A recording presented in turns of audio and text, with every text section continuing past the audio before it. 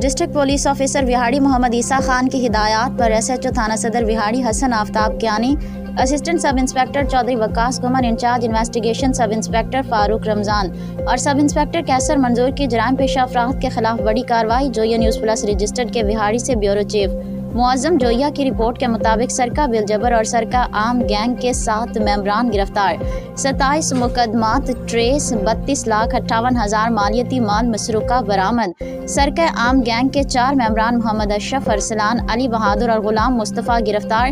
جبکہ سرقہ عام گینگ سے 8 مقدمات ٹریس، 28,30,000 روپے مالیتی مال مسروقہ، جبکہ برآمد سرقہ عام گینگ سے برآمد شدہ مال مسروقہ میں ہائی ایس ویگن، 3 راس گائے اور نقدی شامل ہے۔